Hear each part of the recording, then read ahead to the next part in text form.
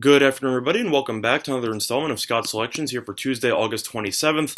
I'm a little bit confused on what's going on right now with the live streaming service for YouTube. I tried to make the play of the day video twice, and then as soon as I finished, it just told me the video was unavailable, and I don't really know what was going on.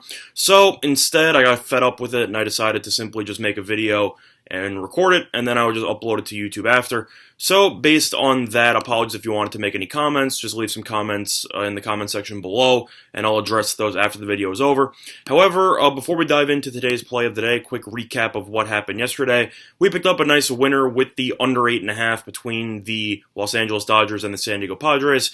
The game got a little bit dicey towards the middle. It looked like we were going to cruise, then San Diego ended up taking a 4-3 lead in the 6th inning, which means that if the Dodgers scored one run, we automatically lost because it would have to go to extra innings. However, San Diego's bullpen held, and we ended up winning, with the final score being 4-3, which was under the 8.5. So, a nice winner on that one, but we're going to stick to baseball here, and the play of the day will be on an interleague matchup between the Boston Red Sox and the Colorado Rockies, and the play of the day is going to be on the Boston Red Sox first 5 team total, which is available at over 3.5 at -125 at 5 dimes.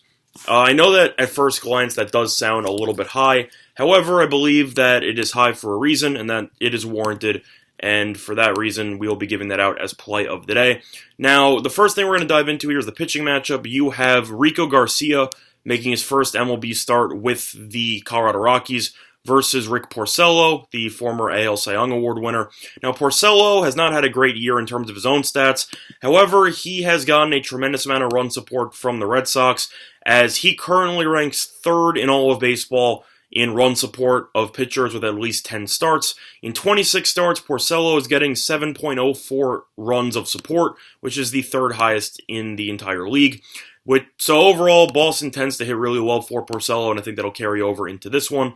Plus, Garcia, I know he's a top prospect for the Rockies organization. However, he has been terrible in AAA since the start of the season, as he is currently 2-4 with a 7.16 ERA in AAA. So he was 8-2 in AA, then he took a step up in competition, and he has struggled, and now he's supposed to face the Boston Red Sox in his first start in Coors Field. In the altitude, I don't think that will go well.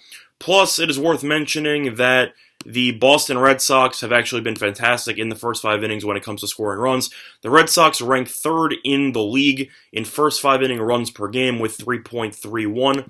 Conversely, the Colorado Rockies actually give up the 5th most runs per game to opponents in the first 5 innings, as the Rockies give up 3.23 runs in the first 5 to opponents. To make it even worse, the Rockies give up the 2nd most runs in the first 5 innings to opponents at home with 3.63. So you basically have a rookie making his first start after he got blown up in AAA repeatedly. He's going up against a pitcher with the 3rd highest run support in the entire league. And you also, just in general, have one team that's really good at scoring in the first 5 innings, and one team that is really bad in terms of preventing their opponent from scoring in the first 5 innings. So based on that, I think the Red Sox should have at least 4 runs by the end of the 5th inning. They also had a day off yesterday, so I assume that all of the main contributors will be playing. Martinez, Betts, everybody like that. The Red Sox, even though they've struggled this season, have a very solid lineup, and I think that they will get going once again in Coors Field on Tuesday. So the play of the day is on the Boston Red Sox first 5 team total over 3.5, which is available at -125 on 5 dimes. Now, in terms of the leans for the rest of the card, lean to the Cardinals here on the money line at +125. I know that the pitching matchup favors the Brewers. Hauser got a win over the Cardinals last week. Mikolas has been terrible so far this season on the road. However, these teams to me are just headed in opposite directions.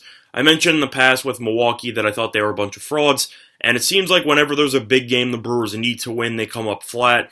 For example, yesterday, you have the Brewers who are falling apart so far in both races, the NL Central and the NL Wildcard, and they have a matchup at home against the team that's leading their division, and they proceed to give up 8 runs in the first 2 innings and end up getting blown out by 10 runs.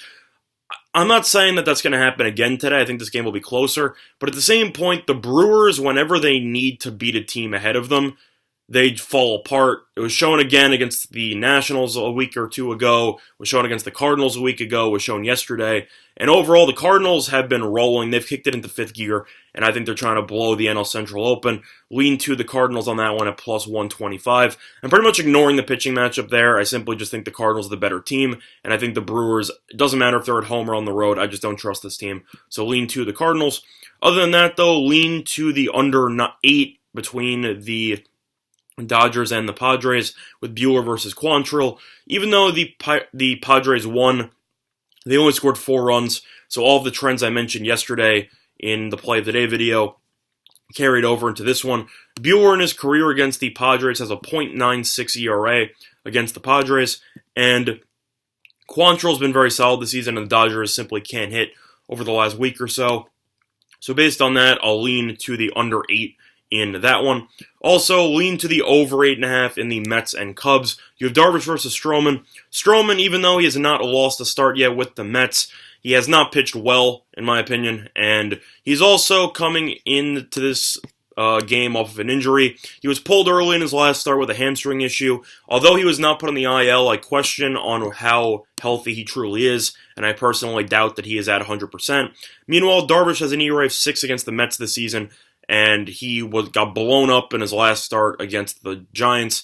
So, not to mention the fact that both bullpens are also not much to write home about. The Mets bullpen in particular, which can easily blow up against the likes of Rizzo and Bryant. So based on that, I think if both starters go 6, I don't trust either bullpen for 3 innings. I'll lean to the over 8.5 in that one. But overall, though, quick reminder of our sponsor before we conclude today's video. PointsBet, online sportsbook in New Jersey, a couple of great deals for you. Up to 2 risk-free bets up to $1,000. So if you end up betting on any sport and you end up losing, you simply get your money back, which is a great promotion, especially around college football and NFL season around the corner. So that is definitely something you would want to take advantage of if you can. Other than that, though, play of the day is on the Red Sox first 5 team total over 2.5. Over 3.5, I should say, which is available at minus 125 at 5 dimes. Other than that, though, that's going to do it for this installment of Scott Selections here for Tuesday, August 27th. Good luck to all of you and your respective bets today. Bye, everyone.